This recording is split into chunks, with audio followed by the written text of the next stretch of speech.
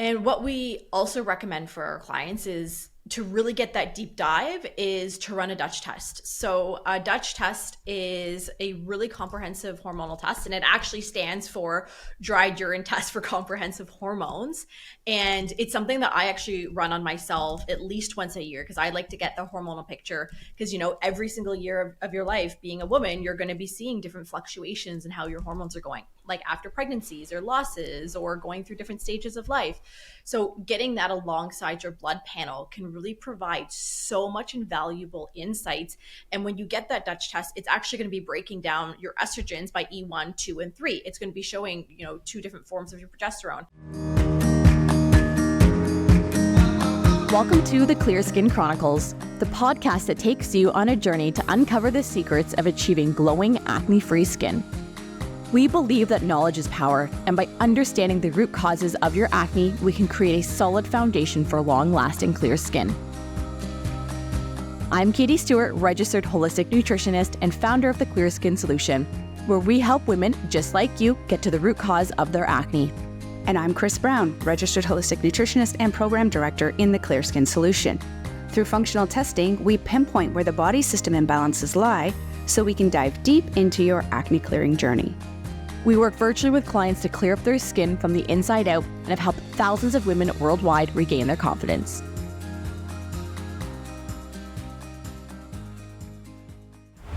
One of the number one thing when clients come into the Clear Skin Solution, they say is, I have hormonal acne.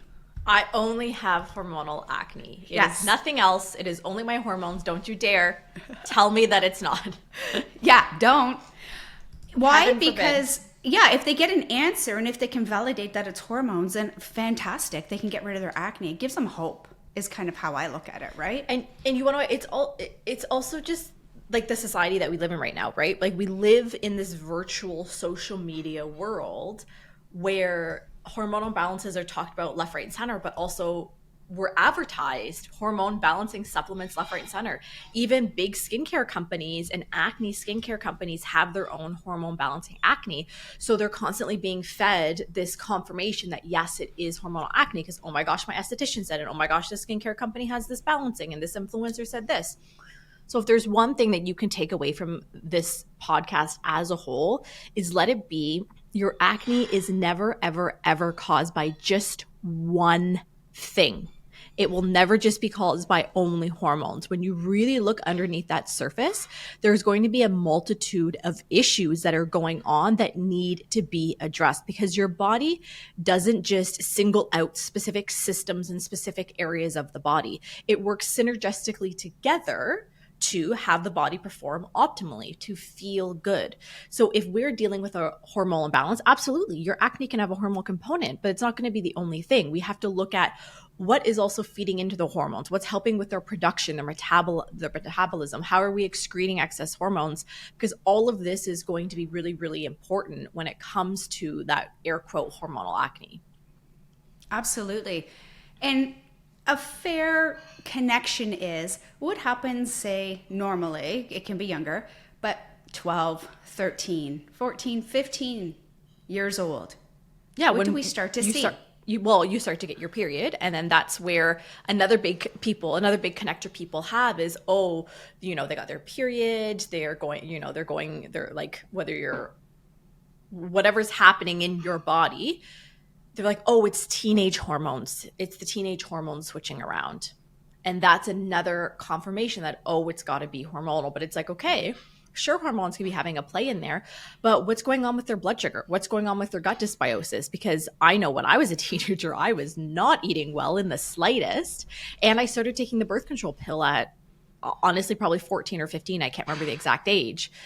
So it's same. like all Roughly of these, around there. roughly around that age of 14. So it's like, okay, I'm eating horrible food. My blood sugar's a mess. My gut's definitely a mess. My liver's been overwhelmed because I grew up having tons of antibiotics and all of the different over-the-counter medications, being a millennial, and then taking the birth control. So it's no wonder I ended up with acne. But one thing we really want to talk about today, because we get asked about this all of the time, and I would say, Chris, estrogen dominance is probably one of the most well-known hormonal imbalances that the general public know about, probably outside of the testosterone issues.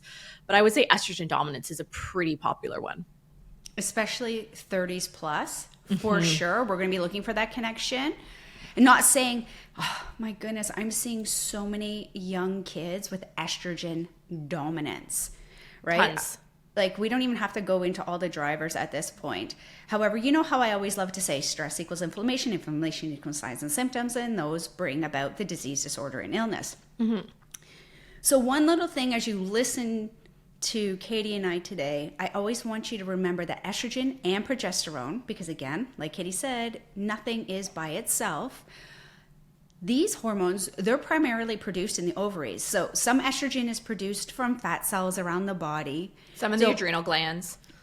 Well, that's exactly it, right? So estrogen and progesterone, they are produced in the adrenal glands. So this little tiny triangle-like gland that sits on top of our kidneys is going to be a little bit codependent on those stress factors, no? 100%. Like, stress and your hormones go hand in hand. Like, remember, hormones kind of run the show in the body at times, because when we're looking at that estrogen is a hormone, and it's one of our sex hormones, and it's involved in regulating a lot of different things in our body, like our menstrual cycle. It's affecting our reproductive tract, our heart and blood vessels, our bones, Ovulation? our ovulation, our urinary tract. It's impacting your brain, your mucous membranes, your pelvic muscles, your skin, your hair, your like different types of characteristics like pubic and armpit hair. It's impacting so many different areas, like your musculoskeletal, your cardiovascular. All are being impacted by levels of estrogen in the body. Yes. Remember, hormones are fat-based. So we really, even what about somebody that over-exercises? No, and I'm not saying just with, that anorexia or the orthorexia or anything, but what about just over-exercising? Could that impact our estrogen levels? Yes. Could it impact the way we use our fats, how we use our fats? So really, even though we love exercise, we could be impacting our own estrogen levels. So what is estrogen? Well, estrogen is actually a group of hormones, which is quite interesting. A lot of people think that estrogen is just one hormone alone, but there are 3 types of estrogen we can be looking at. Are you gonna share with the class? I could share with the class. Okay, well, let's go. We have estrone, which is our E1, and really you'll see that after menopause, your body stops making the estradiol and the estriol, and only makes the estrone. And we really want estrogen to push down this pathway as much as possible through this methylation process. Then if we're looking at having a menses, while having a menses. So then we're going to be looking at estradiol, which is our E2. And this is really the most dominant type of estrogen in women from menstruation through menopause. So, that big core chunk of your life. It is the most potent of the 3 and the one that gives your skin that glow, right? When you have that beautiful glow in your skin, that's that estrogen glow. Then if we're looking balance. In balance. Because these are the little nuggets. Balance. I don't have a client that doesn't come uneducated in some form and fashion. And that's the one they're like, well, I want estrogen, so why is estrogen dominance bad? And I said, it's not that it's bad. It has to be in balance, because we can tell by that glow in the skin. Yeah. And then the E3, which would be that 3rd type, would be the estriol. And your body actually increases estriol during pregnancy. So those are really the 3 main estrogens, and kind of like a quick overview of what they are. So even looking at the role of estrogen. So we know estrogen is needed by women. We know the ovaries definitely love to pump it. There's interplay with the adrenals as well. However, this is a core factor again. We need to see estrogen fluctuate during the menses cycle. It's not about it being high and it being super low and that's the level it at. It's not this range like we kind of see in the blood labs, I guess is what I'm trying to say. So when somebody is bleeding or is physically on their menses, that's not inclusive of spotting. I have to be very clear. So day 1 of your menses cycle is when you have actual blood. Like so your first day of like an actual bleed. Yep. So estrogen should be like lower, and it's going to increase during that follicular phase. So if we want to look at follicular phase as day 1 to 14, just for a general scope, it helps to stimulate the egg release. And then estrogen goes higher before ovulation and then back down in luteal phase. And that's when we're going to say hit the day 15 to the first day of bleeding, bring us back into the cycle. And I should say that if you guys are like, oh my gosh, what are you talking about? If you've never Googled this, go to Google, type in hormones throughout your cycle, and then click images. And it's going to show you this really cool graph of how your hormones, there'll be a graph from day 1 to 28 for that average cycle. Then you'll see lines, like of course you'll see your estrogen, progesterone, and your testosterone. Some of them will have the luteinizing hormone. But really, if you can just get an idea so you can see how your hormones are moving throughout your cycle, because they don't stay stagnant the whole time. And I know I just said follicular and luteal. Yeah, explain that for people that don't know what follicular and luteal. There is actually 4 cycles, but it just gets overly complicated. No, right? there's 4 phases of the There's cycle. 4 phases of our cycle. No, 4 phases. There we go. It's Friday, everybody. We record on Fridays, just so you know. Thank you for decoding. So what we do is we do have the 4 phases. So we have the luteal, and that's where we're going to bleed. Then we have the ovulation. We have follicular. So this is where progesterone should be increasing. Estrogen kind of pulls down a little bit. And then we have the bleed cycle. So those are truly the 4 cycles. At the end of the day, when we're talking estrogen, estrogen's not even all bad when running through those cycles. We need it. Metabolism, brain, bones, hello, skin. Hair. What happens when people come into clear skin? They're like, oh, my hair just has no zest. You know, I want it back, or it's falling out. It's dull, it's thinning, it's falling out. We get that all the time.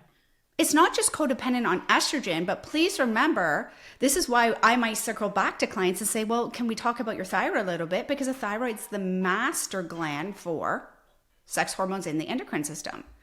So that kind of brings us to, well, if we're supposed to have estrogen and it's supposed to increase and then decrease, and oh my gosh, let's talk about estrogen dominance. And I know this is your thing because I've dealt with it. I kind of chuckle. I'm going to share with the class. Ready? I'll share with the class. Go ahead. I'll let you. So there's really 2 types of estrogen dominance, and I'm going to let Katie go into it. But it's so funny when Katie's paraphrasing things, she just likes to, dumb it down for Chris, nice and simple. And one of the estrogen dominance is called Frank. Which is my husband's name, and my son's name, and my father-in-law's name. We have a lot of Franks in the family. And I happened to quickly glance at a sheet, and Katie had written Frank ED. Okay, so, well, and can we preface this by saying, when I said, hey, Chris, I'm just writing some notes. I know ED is usually for erectile dysfunction, but today I'm writing it as estrogen dominant, so I don't need to write estrogen dominance out 65 times. She said, okay.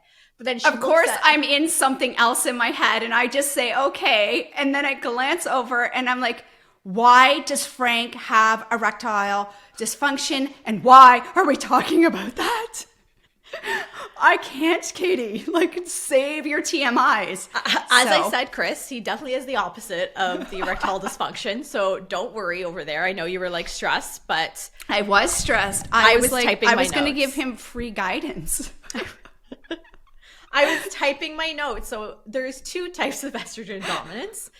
There's frank estrogen dominance, or there's relative estrogen dominance. So frank estrogen dominance is when your body makes just too much estrogen.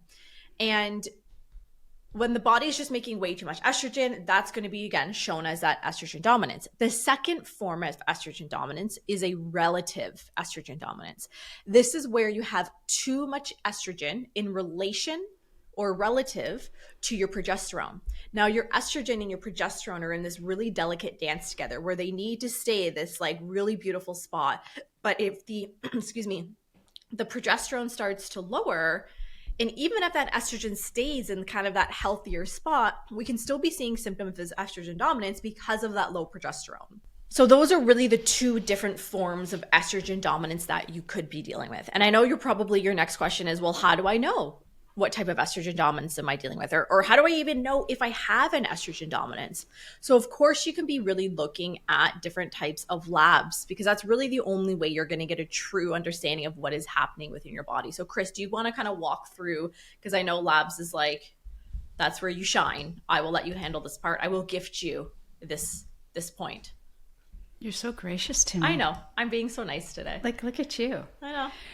So what we like to do is, if precursor, can you do me a favor? Can you go into symptoms so that I can... Yeah, let's do symptoms. Yeah, because I'm thinking it's going to help them relate it more as to why we drive that request. Okay, so let's kind of look at our symptoms first. So when we're dealing with symptoms of estrogen dominance, you could be seeing things like irregular periods, heavy periods, like a lot of clotting, water retention, which is so super fun. Maybe we're going to be seeing things like PMS. That's a common one. Painful periods, like really painful cramping, especially in the first few days. It can even, because it often gets mistaken, it can defer. So ovaries can, if they're painful, or sometimes if there's fibroids or things going on in there, their pain can defer into the back and you can get lower back pain. Yeah, I actually get lower back pain when after I you poor thing. Like, let's just collect the pains, give them to Katie. Oh, I get all of it, like all of it. Get all of it. But after my last pregnancy with Frankie, my fourth pregnancy, I was dealing with PMDD, which is like, you don't wish on your worst enemy, and the cramping was so horrendous, and I always know when my period was coming because my back was getting super, super sore, but I was also getting, like, I would have pain all the way down to basically my calves. They would be cramping in my legs and my calves as well. So outside of painful periods, we could be looking at mood swings. We're going to be looking at things like weight gain. You'll especially see the weight gain around the abdomen area, like really stubborn weight in the abdomen area.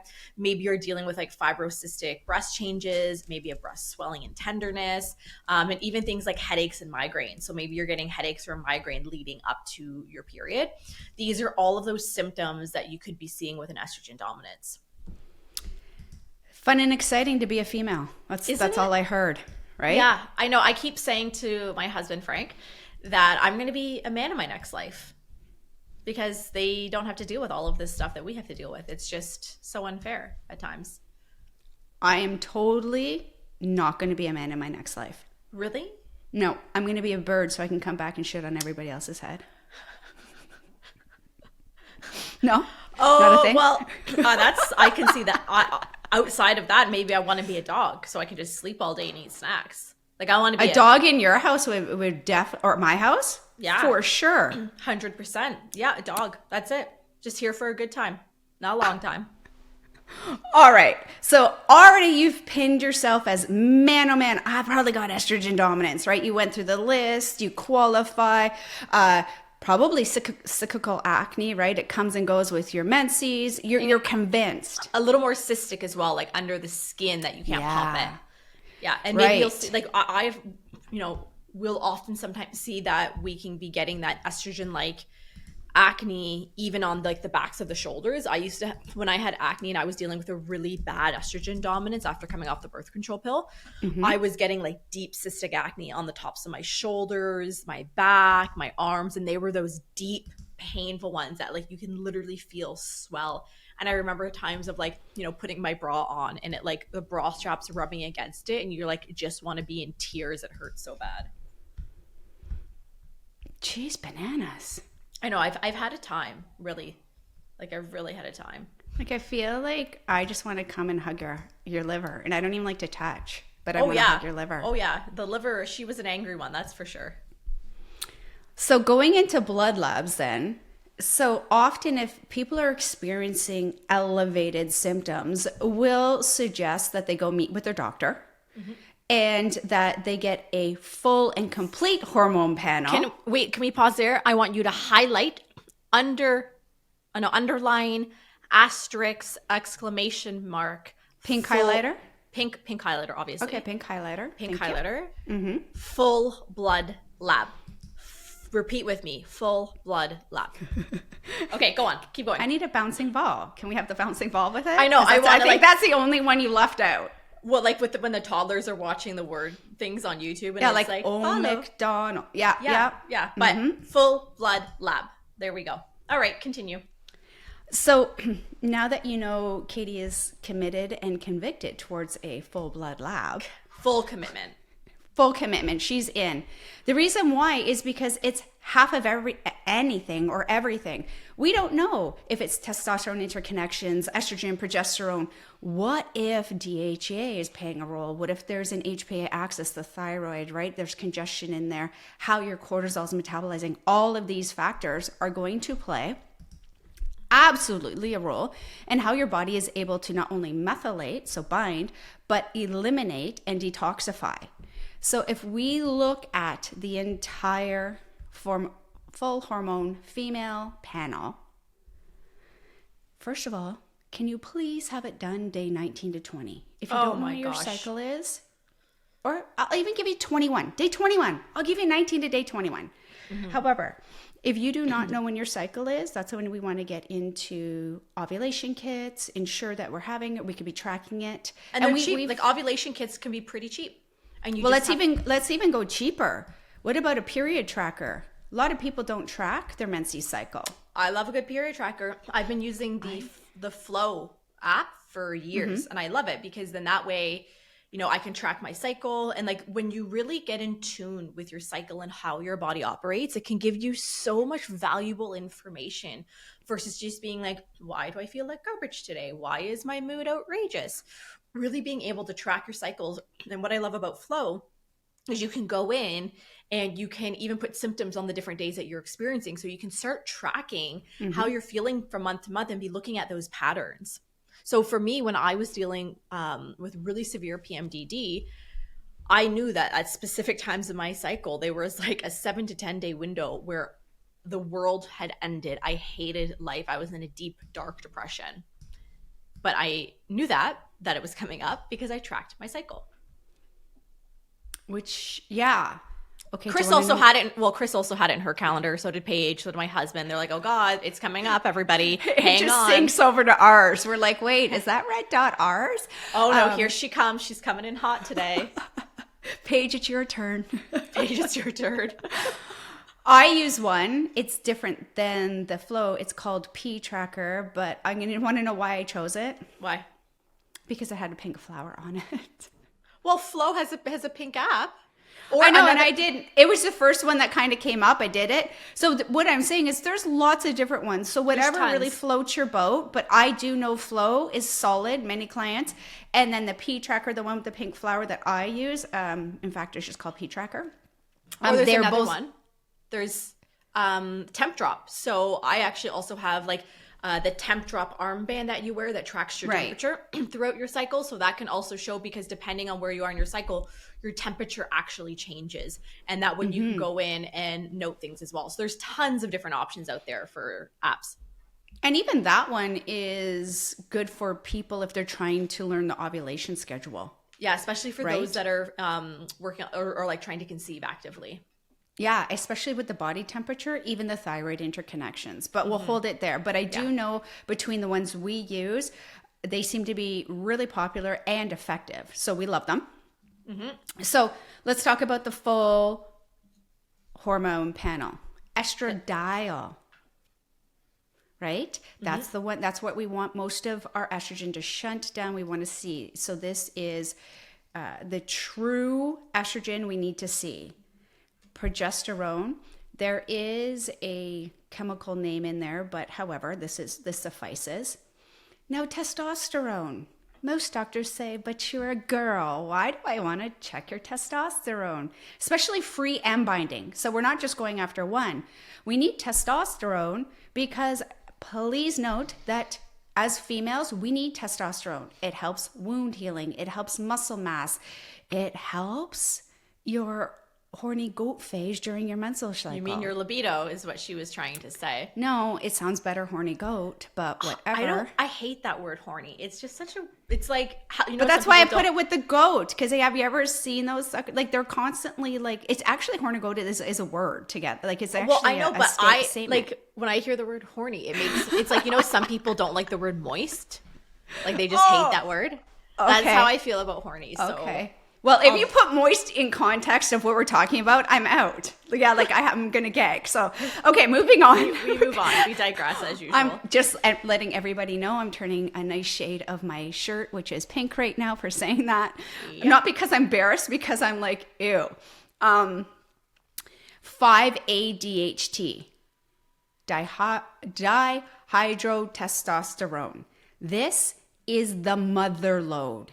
If you feel you have testosterone dominance, if you have PCOS, if you have imbalances, you have the classic, by internet, not by Chris and Katie, testosterone-like, cystic, boil-like, beard-like, acne, hair growing in places women shouldn't get hair. Really oily skin, not because you're eating a ton of fats, these type hair loss, we might want to connect this in there because this is potent. So this is the main driver. What about DHEA? Because we want the sulfur pattern of that. We want FSH, LH. Ooh, if we can get it, I tend not to see this, but hormone releasing. So it's GnRH. There's a name for it. I just can't think of it off the top of my head. Sex hormone binding globulin. This is important. This is the sucker that goes and attaches itself to estrogen and says, you are not bioavailable. Come back tomorrow. It's like sitting at the passport office with that ticket system. Right? I hate sitting at the passport office. So please, that is a full sex hormone panel. Of course, I love your thyroid panel as hormones, and I love your cortisol and your ACTH, but we're just going to hang there. However, again, coach inside Clear Skin is going to say, hey, you know what? Here's some things you can go and venture deeper should you feel, instead of always going down that internet rabbit hole. Oh, the internet rabbit hole. And alongside a blood lab, and what we also recommend for our clients is to really get that deep dive is to run a Dutch test. So a Dutch test is a really comprehensive hormonal test, and it actually stands for dried urine test for comprehensive hormones. And it's something that I actually run on myself at least once a year, because I like to get the hormonal picture, because every single year of your life being a woman, you're going to be seeing different fluctuations in how your hormones are going, like after pregnancies or losses or going through different stages of life. So getting that alongside your blood panel can really provide so much invaluable insights. And when you get that Dutch test, it's actually going to be breaking down your estrogens by E1, 2, and 3. It's going to be showing, 2 different forms of your progesterone. It's going to be breaking out your androgens and showing all the different androgens. It's looking at your testosterone. It's looking at your DHEA. So you're really able to get a very thorough picture of what's happening hormonally. And so just for a quick example, after I had Jackson, I had 2 really late pregnancy losses in 2019. We had a stillborn baby at 5 months into the second pregnancy. And then my third pregnancy, we had a loss at 13 weeks. I went to a fertility clinic and did all of the labs, tests out there known to man, and all of them came back normal. Oh, your blood labs are normal. There's nothing wrong with you. And I was like, are you kidding me? I just had 2 pregnancy losses and there's nothing going on. So of course I went and I ran a Dutch test, and sure enough, I was dealing with one of the bigger things is a massive estrogen dominance. There were other hormonal imbalances, but the blood labs I ran didn't even pick up that I was dealing with this estrogen dominance. It's such an understatement. They're like, my doctor never told me when to test. If you were exclusively just looking at estrogen, test day 3 of your cycle. Yeah, test day 3 if you're just looking at estrogen. If you want the comprehensive, please test day 19, again, 21, in that range, and by 10 a.m. Mm-hmm. Because even testosterone as an example, hormones surge at certain times of our body. So if we can collect by 10 a.m., we're golden. we can kind of get a synopsis of all of them. Absolutely. So we want to be making sure we're testing the right things, we're testing on the right times, we're testing on the right days to really be getting that best picture of what's happening hormonally.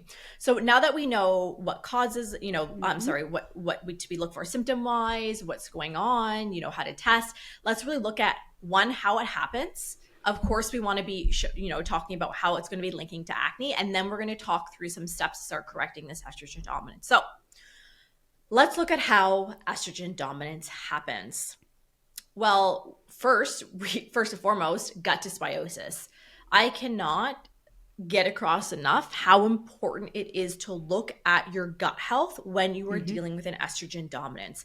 Remember, in your gut is a unique subset of microbes of your estrobolome, where this is responsible for manufacturing and regulating your estrogen.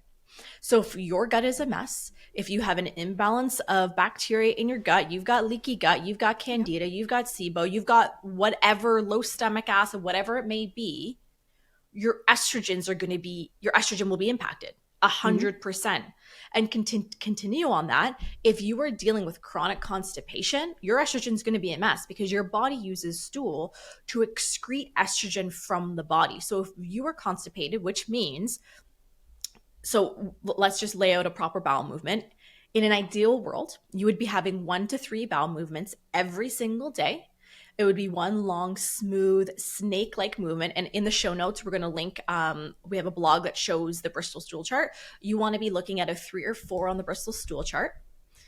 And there's no straining involved. You're not sitting in the bathroom for 25 minutes unable to pass. That means you're constipated. So even if you are having a bowel movement every single day, but you were straining really, really difficultly, that's going to be constipation. So we need to make sure we're having these healthy bowel movements to flush the estrogen out of our body. Because if that gut is a mess, your estrogen will be a mess. So how does our gut get a mess? Well, of course, you can go back and listen to one of our very first episodes on gut health. But also remember, your gut health relies on the food that you're eating. So if you're eating a lot of high sugar, pro-inflammatory foods that are messing with the gut microbiome, foods that are pesticide laden, you're taking a lot of medications, even, over-the-counter ones, alcohol, stress. These are all things that are going to massively be impacting your gut health. But I also want to talk about how alcohol impacts estrogen. Oh, wait. Can I talk about one little nugget with how, because...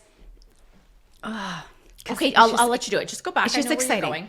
Exciting. Because fiber happens to be my favorite 5-letter F word. Well, I was going to talk about fiber in the how to start correcting, but I'll let you have it. Oh, never mind. It's okay. I know. No, because you're talking about bowels, and you know how, I like talking about poop. We love talking about poop at the Clear Skin Solution. It's just when we look at that elimination, I just find that sometimes people go and they increase their fiber, and unfortunately, it promotes and stimulates that constipation because there's a little cofactor called water. So you can still go into all that fiber stuff. It's just, you know what, when we're increasing our fiber, because that's fantastic, prebiotics, a gentle broom for all that, gets rid of that elimination waste, especially that estrogen, like you were saying. The difference is that fiber correlation is, don't forget about the water because it's still assisting with that elimination. And if we don't balance our fiber as we're straight up, you better believe that we need to balance out that water. So that's all I just wanted to kind of say in there. I know you're going to go into all the key details. Well, I kind of wanted to talk about alcohol as well. Now, I know we're not going to make friends with this one, especially when I'm about to tell you that your wine can increase your estrogen levels. But it's the messenger. So good. But it's so good hate for the you, messenger. So with alcohol, it can have a really big impact on your hormones, especially your estrogen. Even moderate levels of alcohol consumption have been linked to higher levels of estrogen and lower levels of progesterone in menstruating women. And this is not just, something we're making up. You can go and, search Google Scholar and search all of the different, there's tons of studies out there that show an increase of estrogen in the body from moderate alcohol consumption, especially with wine drinkers. So if you're someone who's really struggling with your estrogen, maybe you have endometriosis, taking alcohol off the table while you work to rebalance these hormones are going to be really, really critical for you. Now, another one, which I'm going to just mention briefly, Chris, don't have a panic attack, is the birth control pill. So the birth control pill can have a really, really big impact on your estrogen because it's flooding the body with synthetic estrogen. And you will see, like most people, let's just say most, we're going to leave it at that. People that have taken the birth control pill will come off of it and be dealing with an estrogen dominance. They didn't experience the symptoms of it because the birth control pill just suppresses your symptoms. It suppresses your symptoms so you don't feel it, but those issues are still there, like percolating underneath the surface. So when you come off, you're going to be dealing with those slew of estrogen dominant symptoms, the heavy painful periods, maybe the irregular periods. Now you're getting the acne, all of these different things. And it's because of the impact that birth control has on your estrogen. Another one is going to be that sluggish liver, Chris. How important, I'll let you handle this one. I know you love the liver. How important is a liver going to be when it comes to hormonal and estrogen health? Oh my gosh. I see my head is like, oh my gosh, it's not the only one because, and I'm connecting it all in my head. So sometimes I have to slow down, and I notice I do this with clients. I'm like, back it up, Chris. Let me breathe, because I just want to say it all, right? However, the liver, it has a role because it needs to get that estrogen primed to flow, to get it out of that body, right? So essentially what we want to do is we need to give the lover of the liver, that's a nice recovery, but we need to give that liver some love. And I don't mean go in and push with a liver detox, because that just gives me heart palpitations. Like when Katie says the word birth control, like I have PTSD when I hear both of those things. Well, because it's done wrong so often. It's too much. It's too much, right? Because estrogen really does play a key role in, say, histamine, and we don't want to be driving up our immune system while trying to regulate our hormones because we went in too fast and too furious.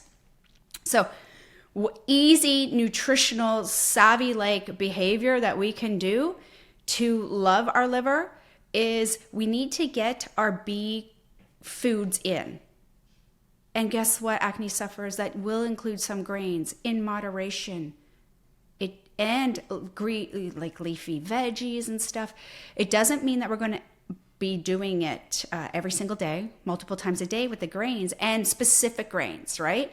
So we look at that first. If that's not working, we might want to go B complex and supplementation. I'm a big fan of always, when you say liver, I automatically think cruciferous vegetables. Of course, I have them all linked under how to start correcting. You're jumping ahead again. So then I'm just going to say, well, why don't we wait till we get to the food portion? Because liver. Yeah. So okay. Remember, like if we're dealing with that stagnant liver, it's going to have a massive impact on our hormones. And then that other contributor. And your mood, by the way. Well, of course, yeah. I'm just letting you know your mood. Mood, exclamation mark. PMS, mood, same. PMS, mood. Another one is going to be that stress, right? I feel like we talk about stress in every single podcast. So please let it. Because it's a precursor to everything. People say, I also feel like I talk about it because I need to like tell myself to reduce my stress levels. So it's like, I feel really like a we hypocrite. do this for Katie's therapeutic purposes. I'm a hypocrite, you guys. My stress is something I struggle with the absolute most. It's like 10 out of 15 every day. Something you learn about me. Okay, so if we're looking at that stress, it's actually going to be pushing you into cortisol production, kind of at the expense of your progesterone. And what happens here is this is going to be leading to what we learned about earlier, that relative estrogen dominance, really because there isn't enough progesterone to kind of combat that estrogen. So we can see how stress is also going to be impacting our estrogen. And then there's another one that I love to talk about, which is the xenoestrogens and the endocrine disruptors. So these are chemicals in our day-to-day that actually mimic estrogen in our body. Yep. And we are going to be seeing these in everything from personal care products like your skincare, your makeup, your shampoo, your body lotion. You can even unfortunately see them in some children's products, which I think is just so sickeningly awful. Don't even get me started on the manufacturers. Some capsules of supplements. Yep. it's so infuriating Everywhere. to me that manufacturers knowingly put these chemicals into their products, and the average consumer doesn't know about this. I actually originally learned about this like well over a decade ago when I read Gillian Deacon's There's Lead in Your Lipstick. And I remember sitting on my bedroom floor, because I had like a 6-foot long IKEA makeup table where I had all my makeup and hair, and like I'm sure that comes as no surprise. No like, surprise. dozens and dozens and dozens. Like I've always been that like girly girl since I was little. And I remember looking at the back of every single one of these products being like, are you kidding? Like, what? This is filled with endocrine disruptors. Like, no wonder I feel like garbage. So really starting to really read the labels and, understand what's in there. Like, this is why getting away from plastic food storage containers, opting for like glass or stainless steel, getting Shower curtains. shower curtains. So hidden. Linoleum floor. Or like BPA in the receipts. Like when I go to, Oh my God, do not touch receipts. We don't even need to get in it, please. Yeah, like, please. Do I know, not Chris touch receipts. My kids even will put their sleeve over their hand, grab it, and put it, because I do like to reconcile it against my credit card. Yeah. Maybe that's just my old school like OCD. And then we wash our hands before we leave the grocery store. Yeah, I actually will, because I have long nails. I'll grab it by the tips of my yeah. nails, and I'll drop it into the bag, and then I'll do hand sanitizer. We're creating some cults here right now, Chris. I know people are like, oh my God, what do you mean? Don't panic, you guys. Calm down. We're just sharing all of the ways. Chris and I have learned all of these little things over decades of, living this healthier lifestyle. So I don't want you to panic and all of a sudden be like, oh my gosh, all of these things are killing me and wrecking my hormones. However, don't touch your receipts. However, don't touch your receipts. So you really just have to be aware, like even things like fragrances. So fragrances are a really big one that have tons of hormone disrupting chemicals in their fragrance, because here's a fun little loophole is fragrances are considered trade secrets. And trade secrets do not need to list out their ingredient list. So they can actually hide lots of chemicals in the word fragrance that can be mimicking your hormones and disrupting them. So if you're somebody that really struggling with hormones, watch things with fragrance, your perfumes, candles, air fresheners, cleaning products, whatever it may be. So we're just sharing this with you so you can start to be aware of these different areas. And then from outside of the endocrine disruptors and hormone mimickers, even things like an ovulatory cycle, right? This is months where you don't release an egg. So if you're somebody who may not be ovulating, and are otherwise, really struggling to get your progesterone levels where they should be, right in that luteal phase that we talked about, the luteal phase being that second half of your cycle, this can also be leading to, again, relative estrogen dominance. So there's really a number of ways that we can be looking at the estrogen dominance. Anything you wanted to add there, Chris? No, I think that's good. I like it. Okay, so now that I spent the last 45 minutes talking, I'm going to let you. It's okay. I had breakfast. I took a little walk nap. the dog, Walk clean the the kitchen, dog. did the dishes, fold the laundry. Okay, And so now I'm back. And now she's back. So Chris, I'll let you dig into how does the estrogen dominance really link into acne? So everybody calls it hormonal acne. In our world, we don't. Acne vulgaris. And Vulgaris. What did I say? Valeris. I don't know where that came from. That is something totally else. Okay, Yeah, this is why. See this. Sorry, everybody. I'm just waking up from my nap. This is why you need two of us, because it's Friday, and by Friday our brains have melted. Yes. So really, we'll we're go just here with to what Katie says. Yeah, acne vulgaris. There we go. So now that we have the terminology not only stated but corrected, You're welcome. yeah, 2 gold stars. 2 gold stars. So let's just really say, so much like other hormone imbalances, our skin can react around that same time, every single time, like I was saying. Cyclical acne. Oh, so cyclical. They're like, guaranteed, here it comes. Ovulation, guaranteed, here it comes. Every day one of my cycle. Yeah, a few days leading up.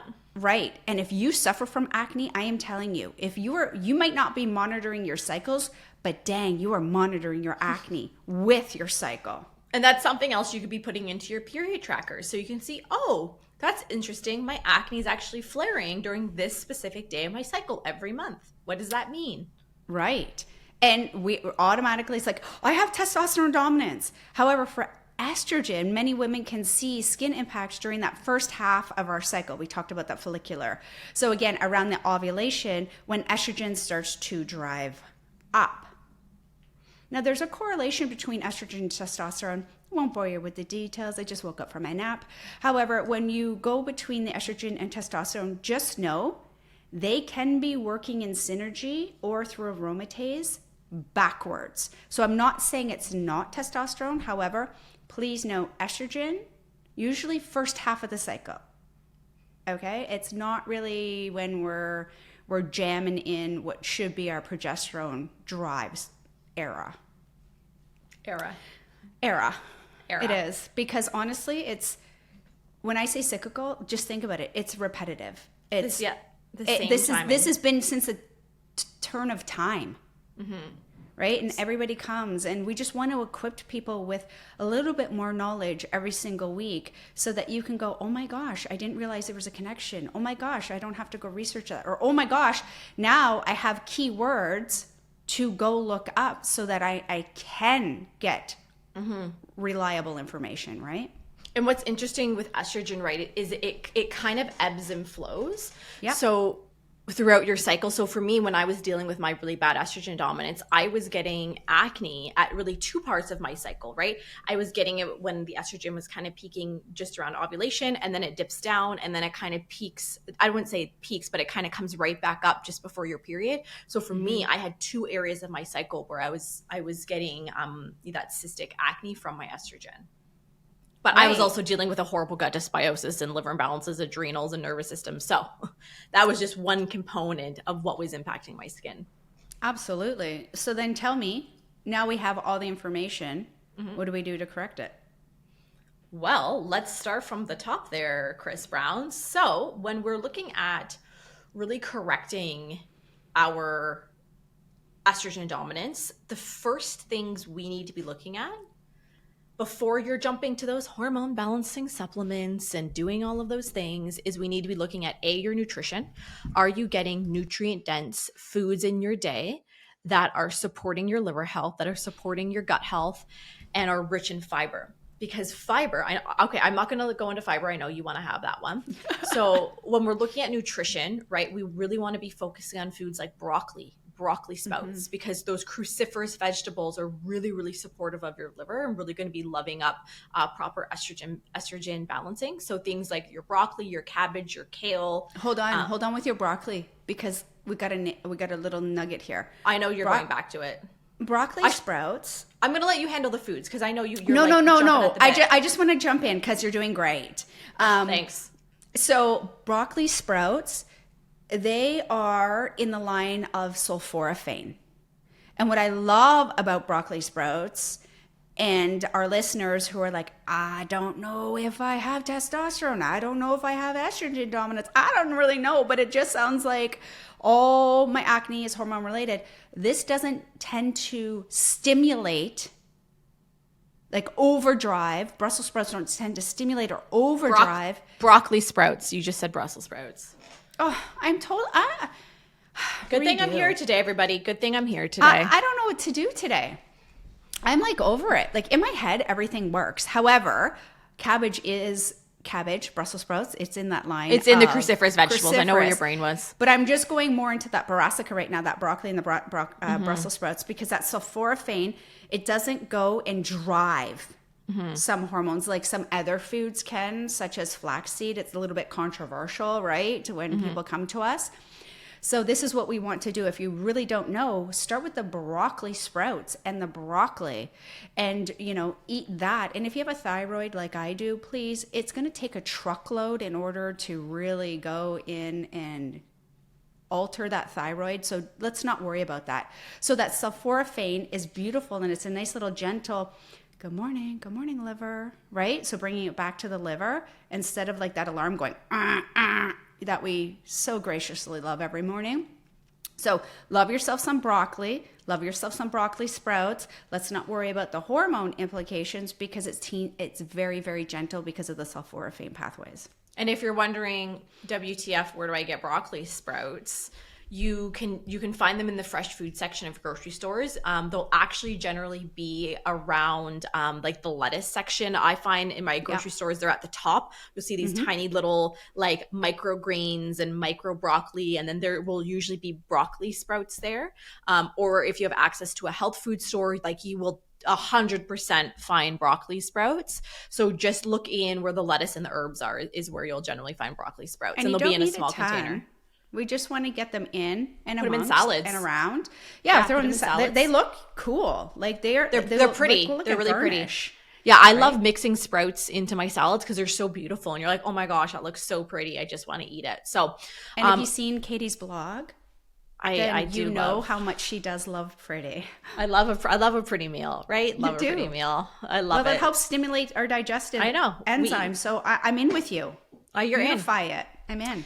So we also want to be looking at things like the cabbage, the kale, flax seeds. You could even practice seed cycling, and you want to maybe in the show notes, I'm going to pop down our seed cycling download.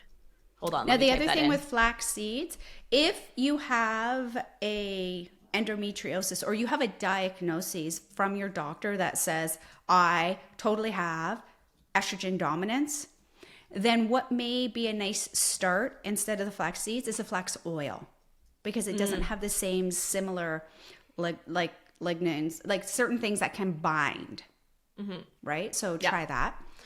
We can be looking at things like dandelion root, which is going to be great. Anything bitter is going to be really great for your liver. So that dandelion root, we can be looking at things like the dark chocolates, that cacao.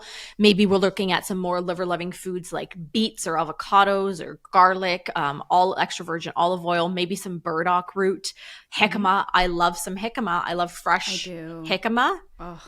And you'll find this in the grocery store. Any type of these vegetables we're saying, you just usually probably bypass them at the store. But jicama, low glycemic jicama, fiber and water compounds. And it's great with guacamole. I love having jicama. Like I'll cut it into sticks and have it with guacamole.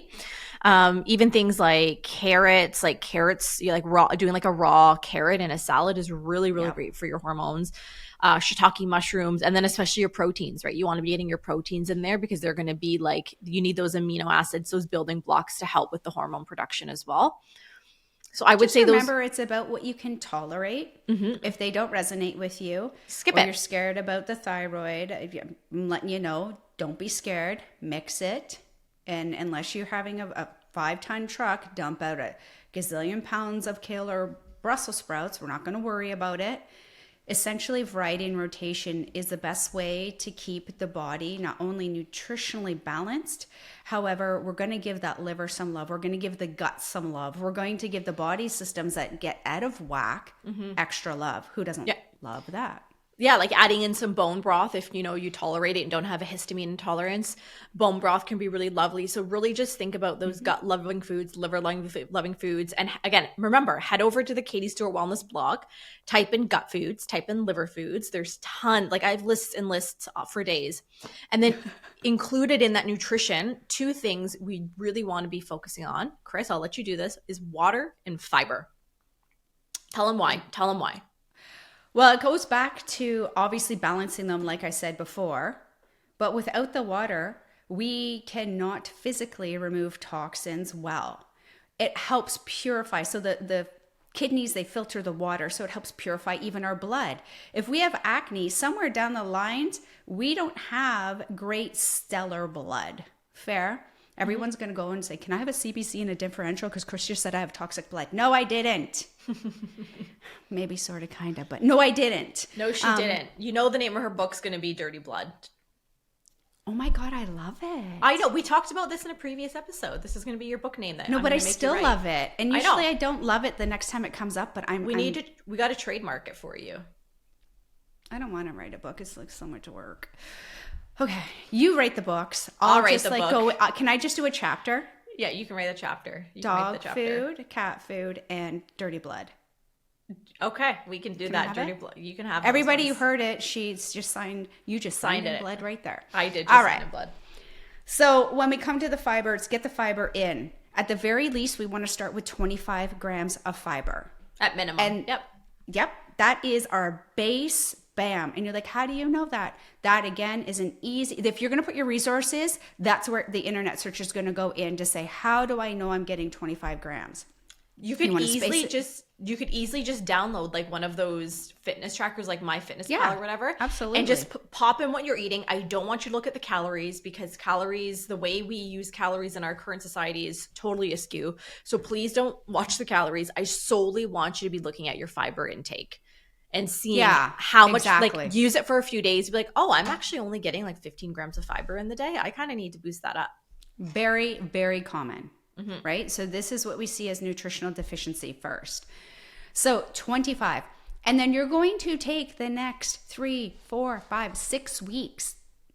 6 weeks, nice and slow to get up to, let's say, anywhere between 35 and 45 grams. Yep. Slowly so you don't get digestively bogged down. If you get bloating, chew your food better. That's easy. If we get constipation, oh my goodness, please make sure your water is there. And if you get raging diarrhea, maybe we have to look at pulling back or looking at the different types of fibers. So those are the most common when we touch fiber, those symptoms. So have that. And I think you're going to be pleasantly surprised how you really regulate that those mood shifts, that blood sugar stability throughout the day. And you're going to feel pretty good. And then I'll handle the next one because I'll get the hate mail for it, is you got to get rid of the alcohol. I am sorry, but if there's any time where I'm really going to put my foot down and say it's got to go, it's if you're dealing with an estrogen dominance, you got to take it out of your day to day. That's not to say this is a forever, but while you're working to rebalance that estrogen, it is going to be critical because if you just keep drinking that wine, doing all of this other stuff, you're not going to be moving the needle all that much. Then sorry. Just as a precursor, let's just remember, we drink wine to calm down. That's what we tell ourselves. The end of a stressful day. I've been there where I'm like, man, I wish I drank because today would be a good day for it. Right? But we drink, you don't realize the impact it does. It will impact your sleep. Watch to see if you get up throughout the night. Watch to see how you feel. Watch if your urine is a different color because all of these are going to put pressure on the adrenals. The adrenals, like we spoke about, are correlated on how it, interconnects with progesterone, estrogen, and your sex hormones. And then voila, now you have your stress, your sleep, and what if it's all perpetuated from something little like alcohol? And if you want to go dig into more on alcohol, go back to the end of last season. We did it around Christmas time. We did an entire episode on how alcohol impacts your body and your skin, and we talked about those connectors. Yeah. We already talked about bowel movements, but again, bowel movements is something you want to prioritize as one of those first few steps of working through estrogen dominance, because if you're not pooping, you're not getting the estrogen out. It's sitting in your body, it's recirculating, and it's just worsening and worsening and worsening. So it is absolutely vital that you work on healthy bowel movements through getting the proper water intake, through getting that good amount of fiber. And if you haven't downloaded our free guide, the Gut Loving Cheat Sheet for acne sufferers, go and download that as soon as you're done listening, because in there we even broke down digestive support like probiotics and enzymes and bitters and these things that you can be using in order to support your bowel movements as well. Then the final two, which again, Chris and I talk about every single week, are going to be quality sleep and stress reduction. Quality sleep, stress reduction. Again, I'm saying this out loud for myself as well, because I feel like I'm such a hypocrite. For me. And for like, so just, and like, I like to share these things, the things that I struggle with, just so you don't feel like, oh my gosh, Katie and Chris have it all together. They're doing things absolutely perfect. Oh, I totally do. Day. Mm-hmm. Yeah, okay, miss, I had a coffee for breakfast and it's almost 11:30 in the afternoon. No, but of course I don't. But I'm a Libra, right? I'm a Libra, so I do try to achieve a little more balance than the other signs. Oh, well, I'm a Scorpio, and according to the internet, Scorpios are the worst signs out there. So, well, I'm not going to confirm nor deny. I felt really what attacked. I know about that. Literally the other day, I started typing in Scorpio, and the first thing is, why are Scorpios the worst sign? I'm like, what in the what? Are you kidding me? And then who does she share it with? You and Paige. Yeah. So where was I coming with that? We got to go back. So yes, we share these things with you, so you know that it's about progress, not perfection. If you try to be perfect in your health, you will drive yourself absolutely insane. So it's about progress. Doing small little things are going to make the difference. So if Before jumping into those hormone balancing or imbalancing supplements, yes, please. like, do not, the one thing that drives me up the wall to no end is when we get the DMs in the comments of, well, what hormone, I've been taking this hormone balancing supplement. What do you think about this hormone balancing supplement? And I'm not upset with the individual. I'm upset with the society we live in for really brainwashing people into thinking that all you need is a hormone balancing supplement. Because if you don't have your nutrition, your water, your fiber, your removing of alcohol, your bowel movements, your quality of sleep, and your stress reduction in place, sure, the hormone balancing supplement may relieve some of your symptoms, but again, it's being utilized just like you would a medication because it's suppressing your symptoms and not getting to the root cause of what's going on. And you haven't done anything to set up the foundational things. I know these aren't sexy. These aren't fun, getting good bowel movements and sleep and stress reduction and increasing your fiber. Yes. Well, to us they are. To us they are. But the average person is like, oh, I don't want to do that. That's not fun. But I'm telling you.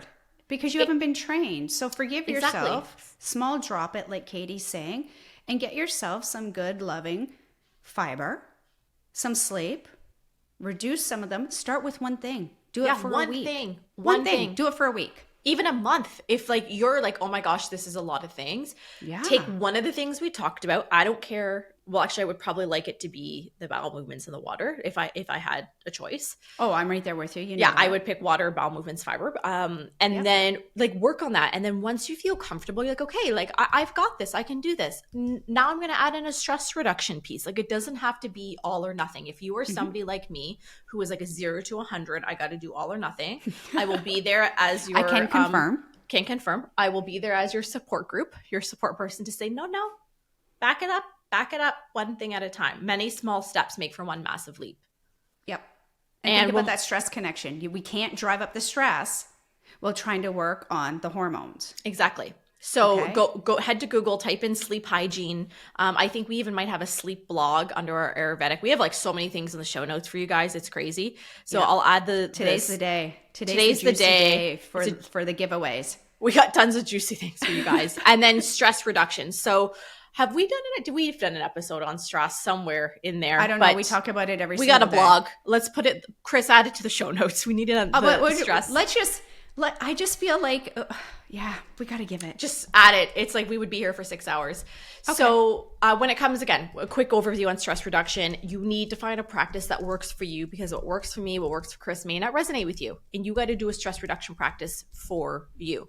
And it doesn't have to be like an hour practice that you do. It could be something as simple as 5 minutes of tapping, 5 minutes of meditating, 5 minutes of breathing, 5 minutes of sitting in nature. I don't care what it is. Humming. Like it could be singing your song. I know we're going over time, but I just want to use this one little second. It's a big track, The reason why is so I have 3 girls, all in that teenage hormone, plus myself, plus a husband who sometimes probably by default becomes female in some of his emotions because he's around all of us. He lives with 4 women. He lives with 4 women. I know, and poor Brewy loves his mommy so much that it's like he's on my side. So Steve's kind of outnumbered. But what I do in the morning is, we're already in a hectic schedule. You have to get up. You don't want to get up. You're going to school. They're not fan favorites, right? All of these things. We're trying to hit a timeline. Everybody has their own agenda. Kids are sharing a bathroom. What I do, I bust on music. I love a dance party. Yep, I bust on music because what they do is they start singing to it. It diverts their attention. It's soothing. It's calming. I prefer music over TV anytime. So I'm going to leave that as a stress reductor because if you really find that you're maybe that's after work as you're getting the dinner ready, throw on some tunes. That's what I do is when I'm cooking at home, like my family's home, the boys are home, and music is the one thing that makes me happier than anything else in the world. I'm obsessed with it. I listen to it all day long. If I'm not on a Zoom, I'm listening to it. And last week, it was Friday night, and Jackson's 7 now, so he likes to do, he does the flossing and all the fun little kid dances and stuff. And I was like, okay, being a millennial mom, we got to teach you how to get low. You got to know how to lean back. You got to know how to soldier boy. There are some key dance moves that mommy needs to teach you. So this is one fun thing that I also do with my kids. Yes, I taught my kids how to Soldier Boy. It was a radio edit, okay, guys? Don't panic. There was no swear words. Okay, you know what I need? You know what I need to see? Next blog creation, when you're rocking out all those colors. Yeah. I want to see the playlist. Oh, we have a playlist. Like no, but I want it in with. That would be I fun. want it. Why don't we say this is what Katie was jamming to? We should do a blog day playlist on Spotify. That's fun. Write that on our Asana to do, Chris. Okay, so before we finish up, because we're already well over an hour, we chat. We have to talk quickly talk about supplements. Again, asterisk preface to say supplements are so individualized to the person, especially underline pink highlighter asterisk for hormones, because you don't want to take the wrong thing and make your issues worse or not do anything altogether, and you're literally just wasting your money. So yes, hormone balancing supplements can be great, can be very helpful when used in the right manner. And when we're looking at estrogen, there's some key nutrients that could be considered, because we have to look at the other cofactors of what's going on underneath the surface of the skin. But of course, things like DIM, and maybe some people that are taking DIM only need to be taking it at certain times of their cycle, and they shouldn't be taking it the whole time. Maybe you're looking at, nutrients like I3C, like indole-3-carbinol, the maca powder, the calcium D-glucarate. Like there's so many different things that could be utilized in order to support your hormones. But remember, this is only after you've repaired your gut and you've detoxified your body. So please don't skip over your gut and your liver and detoxification health, because you're just good. It's just going to make a mess. Things aren't going to work. You're going to be, you're not getting to the root cause of what's really, really happening. That's all I have on my soapbox. Chris, anything you want to add? Yeah. Mic drop. Mic drop done. I think we nailed that one. I have it on my bucket. I have it on my bucket list. I actually would love to do a mic drop, like a real live mic drop, but I would be so scared because mics are so expensive. Working in television for so long, I'm like, oh my god, don't drop the mic. Who says that out loud after you just say that's on a bucket list? But I'm okay. Well, because that's the thing. I'm going to work it behind the scenes on these Katie fears. Well, working in television, I know how expensive equipment is. I'm like, oh my god, if I drop the Hockey Night Canada mic, heads would roll. We can't drop the mic.